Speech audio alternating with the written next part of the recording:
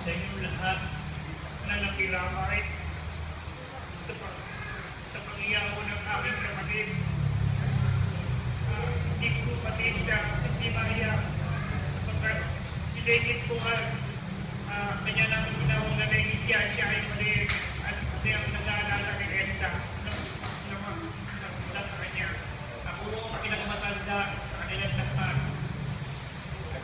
Kaya nga po, ako ay nagpapasalamat sa inyo, sa inyong pakikiramay at hindi ko ako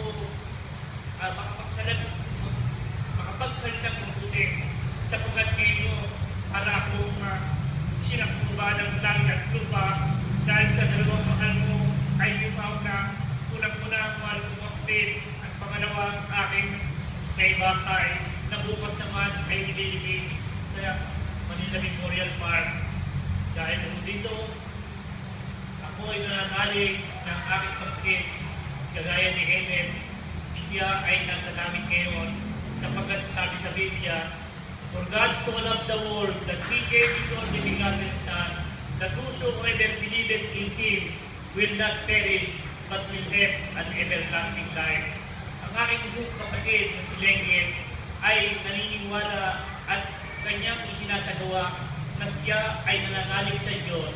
Dahil dito, siya po ngayon ay talagang nasa kapiling na niya ang Diyos na kung saan ay maraming mansyon na doon ang mga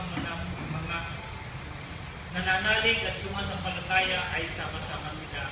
Magkakasama sila ni Emek at ng nanay ko at ni Maria ko at Lolo Medyo. Maraming salamat po ulit. Hindi ako gusto makapagsalita gawa ng naalala ko yung dalawang mahal sa buhay na yumaw na. Maraming salamat sa inyo lahat.